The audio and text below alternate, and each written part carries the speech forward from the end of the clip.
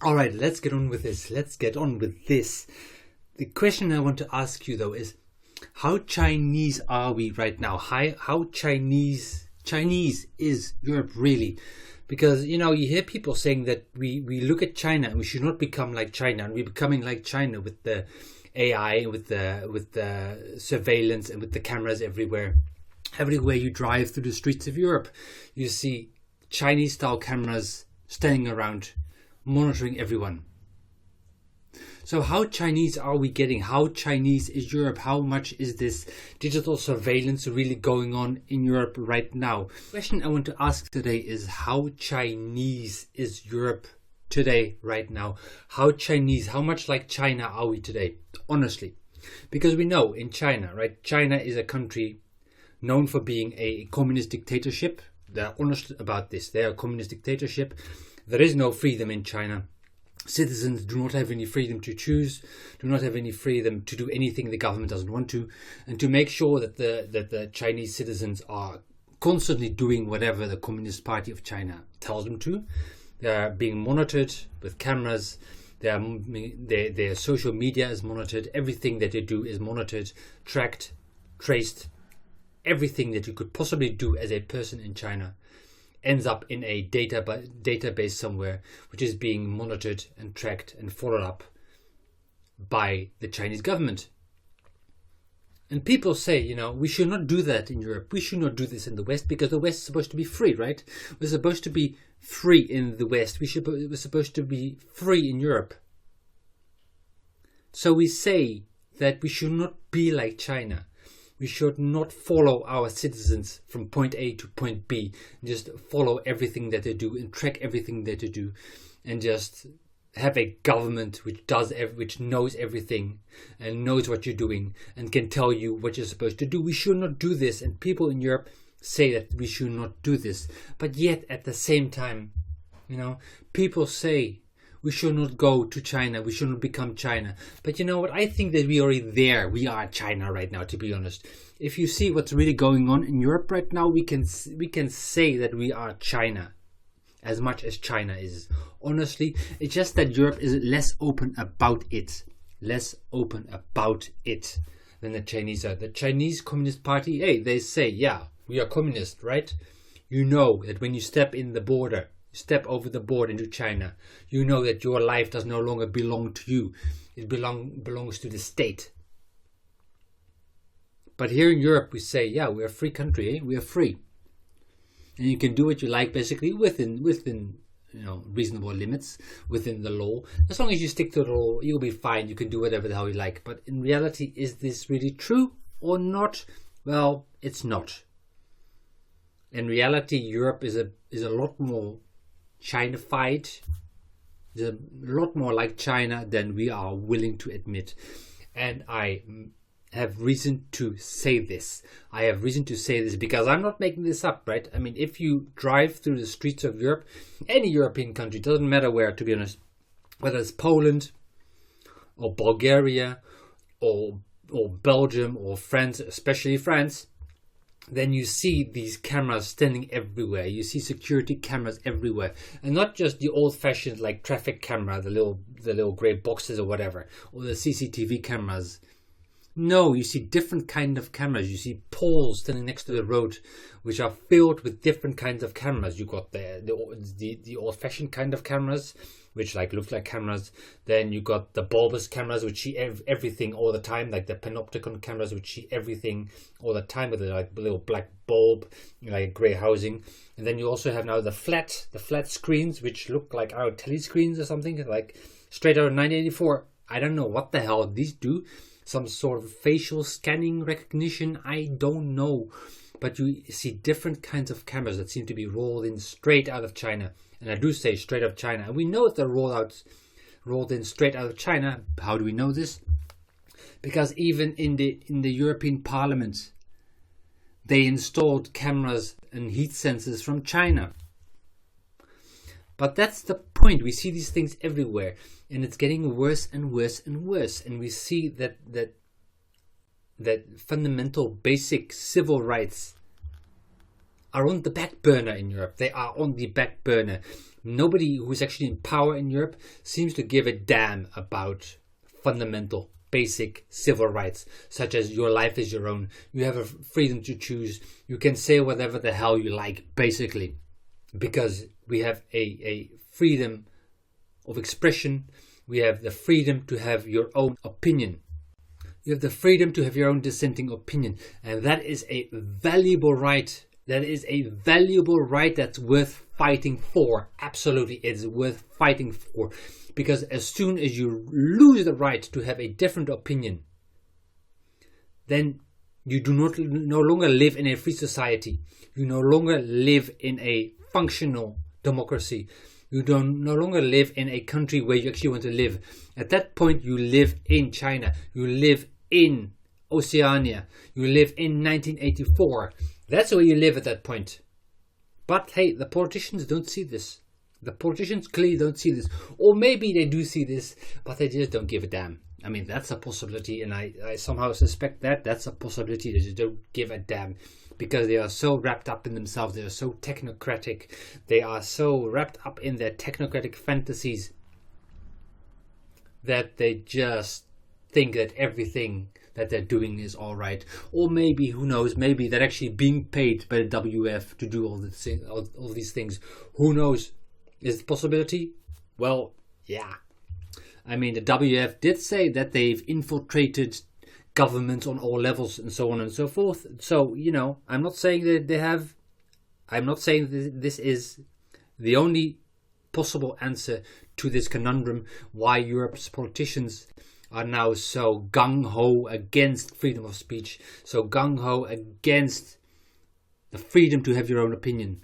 But it is a possible solution, it's a possible answer to this mystery. And the fact that they are gung-ho against freedom of expression, even that they are 100% against the freedom to protest against the government, or in other words, that European governments are against your right as a citizen to disagree with the government of your country. They have shown this, that they do not believe in this. They have shown this. We have seen this in the multiple police actions the last couple of years, where police were bashing up protesters, where police were bashing up citizens because they did not agree with the policies pushed through by the governments that ruled their countries. Many of these governments, by the way, stocked with politicians who themselves were never elected, fairly elected, sometimes even actually elected. Because do not forget that, for instance, Mario Draghi, the previous Prime Minister of Italy, was never actually elected. He just ended up somehow running the country from who knows where. Nobody knows how he actually ended up there, but at one point the previous Prime Minister was gone. The next point Mario Draghi was there. How Italy transitioned from that state of being to the next state of being without an election, who knows? Who can tell? But I ask you, is that democratic? Yes or no? Is that according to the democratic principles? Well, no, of course it isn't. And that is the point. Democracy, basic civic dignity, basic civil rights is not such a big thing in Europe anymore. And we see this because you may not have noticed this, by the way. I mean, I don't know on what rock you were hiding if you didn't notice this, but you may not have noticed this, that for the past couple of months, upon months, what year almost, even more actually, there have been continuing protests in France, because let's be honest, everybody hates Macron, and literally, like the majority of the population of France seems to really, really hate Macron. And the fact that he tried to push through a pension reform, which he did not by convincing people that this is the right thing for the country, but by actually mandating it, using his presidential powers to just push it through and sidelining the French National Assembly, thereby doing actually a dictatorial act as a dictator, literally, which is what dictators do. They sideline democracy, they sideline parliaments, assemblies, any kind of citizen bodies, they sideline them, and they just say, yeah, because I said so, that's why this is gonna happen. That is what the guy did. That's what Macron did. That is a dictatorial act. That is literally the definition of what a dictator does. He dictates. He says that this is what's going to happen because I say so, and that's the only reason you need. This is what he did. And now we see that he's taken the next step because people have been protesting against him, because people, of course, he's taking people's money away. That's pretty much what this means. He's fiddling with the pension laws in France, which means that the pensionable age is going to go up, which means that more people are going to have to work for a longer time to get their pension. Now, you might agree with this or disagree with this. Personally, I don't think that getting a pension is always a good idea for everyone, because we see lots of old people who get the pension and then it goes downhill for them because they don't know more what to do with their lives, because their entire meaning of life, basically, which is their work, has disappeared. We see this is a real problem, and there's also a real problem with the labor market, where old people are basically no longer welcome because they're close to the pensionable age. So who's going to hire them? These are things that you need to think about. These are things that we need to think about, and that's why personally I think that working with the pension laws, that this should be possible, but only if the people who are subjected to those laws actually agree with those laws. And in this case, the entire country, like literally the entire country of France, does not agree with these laws, but yet Macron pushed them through, which is why there have been massive protests against Macron and his dictatorial laws. Massive protests. Such protests that at some point, and this was, I believe, in last month, so July, I think around the 10th of July, Macron, president of France, floated the idea in social media that how we might stop these protests against me and these riots. What about if we just shut down social media in France? What if we just shut down all social media in France? Because the protesters are using social media to organize their protest. They're actually saying that people should come and protest and revolt even against the government. And we don't want people to revolt against the government. I mean, the French themselves know from their history what happens if people revolt against the government, that they can actually revolt against the government. Whenever French people have revolted against the government, that government, it fell. And now people are revolting against the government. But Macron and his cronies, they don't like that. And I say his cronies because he got his cronies in the European Commission as well. Cronies like Thierry Breton. And he doesn't like that. He doesn't like the fact that people are actually revolting against his rule. So what did he say? Well, like a proper dictator, he said, well, let's just shut down all social media. How about that? That's an idea. That's already really worrying, that a European president of a European country actually said, let's do this thing that dictatorships and juntas and regimes usually do, because that's such a good idea over there, like in the Middle East, or some banana republic in Central America. Let's do that there. They do that there, so let's do that here in the developed world, in our democracy. Let's just shut down people's rights to discuss stuff and talk about stuff and organize themselves. Let's do that. So he said that. I mean, I don't believe he actually did it, because people didn't like that. Hell, if you take people's social media away, then bad shit's gonna happen. Let's be honest about this. So he never did that, as far as I know. But the backlash was there. But then, to make things worse, even more stupid, then Thierry Breton, who is the EU's internal commissioner for internal affairs, he waded in and he said in an interview that, well, that's actually something we can do. The EU will allow that, yes. Of course, the EU will allow that because we've just enacted the DSA, which is the Digital Services Act. We've just enacted that. So, that will allow that. Yeah, that's good. We can allow that. Which is really crazy because the EU is supposed to be about fundamental rights, no? It's supposed to be about protecting our fundamental European rights. So how did it suddenly happen that the EU is saying, yeah, that's fine. Censorship, yeah, let's do that. This is crazy.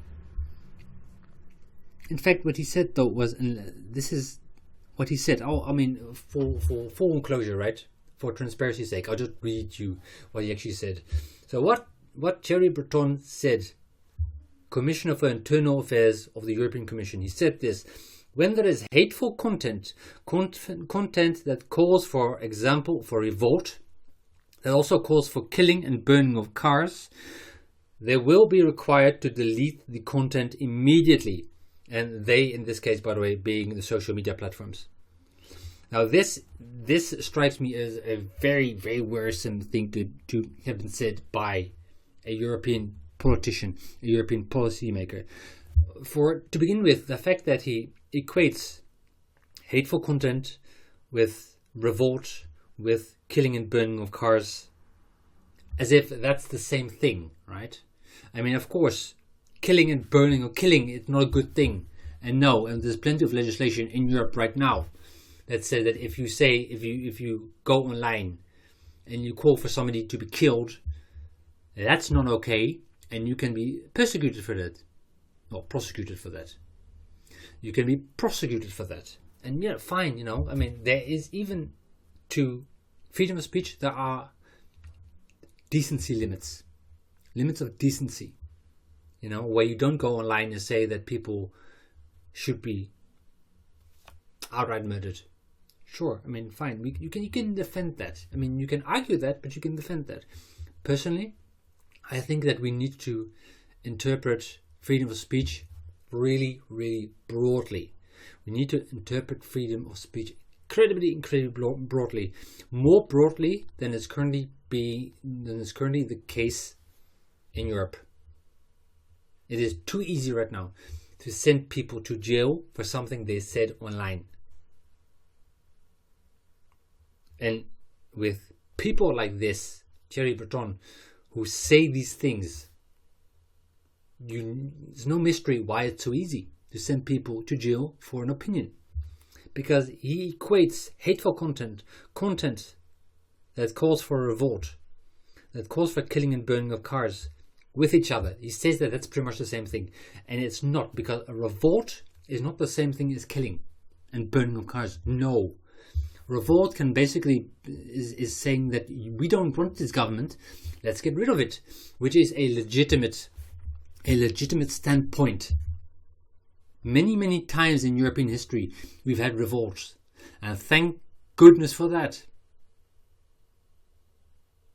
We've had revolts in the Netherlands, Belgium, Germany, France. Hell, without a revolt, the French Republic would never have existed to begin with. It would still be a French monarchy. So a revolt is not necessarily a bad thing and cannot be equated to killing and burning of cars. It also cannot be equated to hateful content. And the problem with the term hateful content, they sling it around a lot, but the problem I have with that is that it's too vaguely defined. Who defines what hateful content actually is? Do we say that any kind of criticism of the government is hateful content? Do we say that any kind of discussion about different cultures of different people and what they call themselves is hateful? When I go out and say that I disagree with transgenderism, which I do strongly, is that hateful content? Well, yes, clearly. I've already been banned so many times for simply saying something and then logically arguing arguing it and defending my position in a logical and factual manner, that is called hateful speech. Is this okay? I do not believe that this is okay.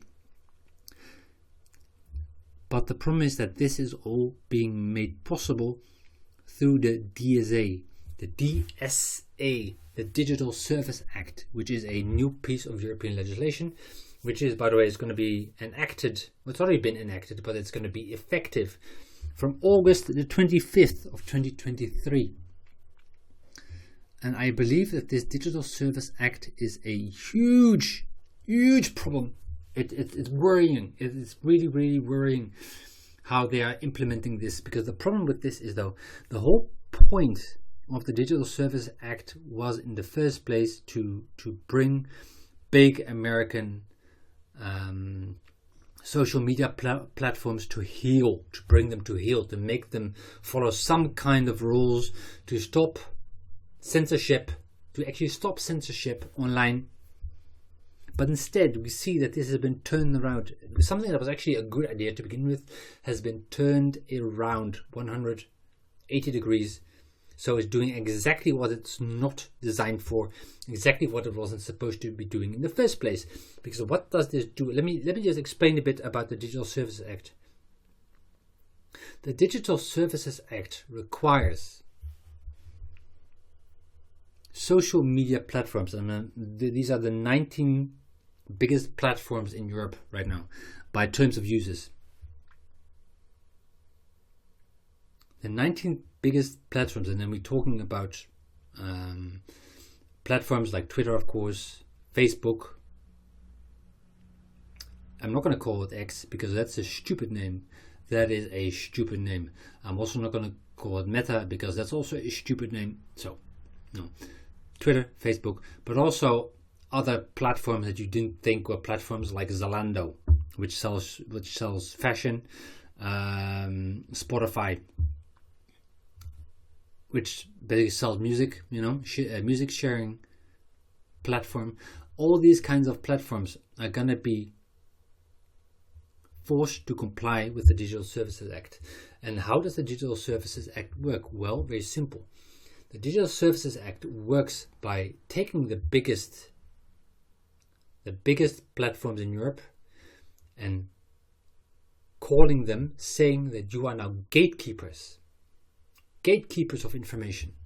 This is literally what it says in the Digital Services Act. That's the term they use, gatekeeper. These social media sites are now gatekeepers of digital information. That's the status they have been awarded, and that means that they will have to censor any hateful content or misinformation that the European Commission, not the EU, by the way, not the European Parliament, by the way, but the European Commission labels as such. Anything that the European Commission labels as hateful content or misinformation will immediately have to be removed by these social media platforms. And if they refuse this, well, then the European Commission, by way of Thierry Breton, has already said that they will be fined 6% of their global margin, of their global profit margin. And if they still persist in not censoring their users, then they might even be banned from the EU altogether. So it's censorship. It is outright censorship. It is making platforms, American companies, mostly American companies, not all, but mostly American companies, like Twitter and Facebook and YouTube, of course, the gatekeepers of information, the gatekeepers of what is allowable and admissible and not online, the gatekeepers of opinion online. I find this worrisome. I mean, I really am worried about this. I don't know if I can continue this channel online after the 25th of August. I don't know. I might not. I might just get kicked out. I might just get canned by YouTube. It's possible. Because don't forget, I've already been banned once for apparently spreading misinformation, even though it's just an opinion, and even though I actually back my opinions up with facts and figures and stuff like that. But the 25th, I might not be here anymore, not be allowed to be here anymore, just because I have an opinion which is considered misinformation or hateful speech. And that is Europe in 2023. It's disturbing, isn't it? It's disturbing.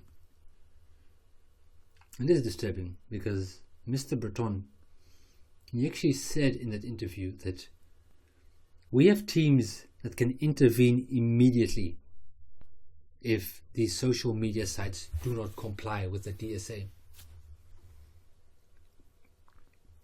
This is not something that we should see or expect in a democratic European Union which actually gives a damn about civil rights, freedom of expression, freedom of media, freedom of opinion, freedom in general. No, this is incompatible with the values that the EU is supposed to represent. It is incompatible. But shit, this is what the hand we've been dealt, eh? This is what we have right now. And it gets worse and worse and worse.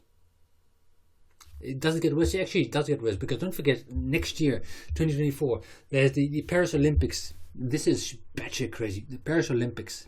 And it's scheduled. And the thing about the Paris Olympics, not that anybody apparently seems to give a damn about this. Did you even know there were Paris Olympics? I mean, yeah. I think it's going to be a huge bummer, just like the World Cup in Qatar. You know, it's a non-event, but still, people are going to show up for this. And the worrisome thing about that is that the French government has announced that they have the intention of filling the country with AI-driven security cameras. AI-driven security cameras, which will allow them to monitor every person in France, or at least every person in Paris, to facially recognize them, to use facial recognition software on them, to register everything about anybody who visits the Olympics.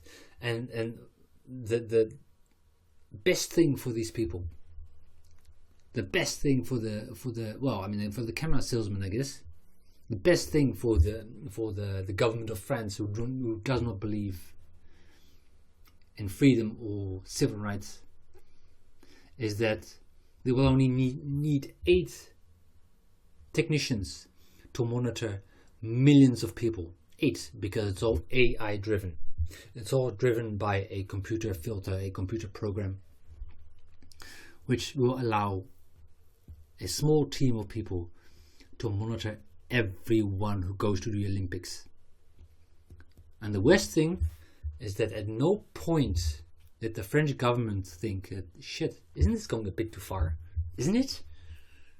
And at no point did the EU as well say that, wait a second, this is incompatible with our values within the EU. This is far too much like China. You know, I mean, we're not China, so let's not do this. No. Instead, the French government said, yeah, that's a great idea. Let's do that. And the EU then said, yeah, that's fine. There's no problem with us whatsoever.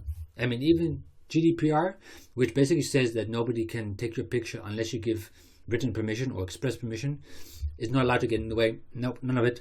The EU said that's fine. French people, you monitor each other like you never monitored each other before. You go get at it. I mean, this is disturbing shit, man. This is disturbing shit, but this is the EU that we live in today. And you know what? We need to do something about this. And you know what? Next year, 2024, European elections, and we better make damn sure that the European parliaments get filled with people who actually understand this shit and who actually want to do something about it. How about that? And we need to make sure that we get rid of the European Commission. We need to get rid of the European Commission, because those European Commissions are evil. bastards. They're evil, all of them. They have all been working hard to destroy Europe. It's as simple as that. So we need to get rid of them. We need to get rid of them ASAP. So that's that, eh? That's that. It's not very good, but hey, at least we know, and at least we can do something about it, because we can do something about this. Sure, these laws, they don't need to stand forever. They don't need to stand forever. Any law that's been written can be unwritten, can be erased. So we need to do this, and we need to get in the European Parliament. We need to take over Europe and the EU for sane European people who still believe in freedom and democracy and transparency and civil rights and all that good shit. So how about it? Alright, thank you very much. See you next time.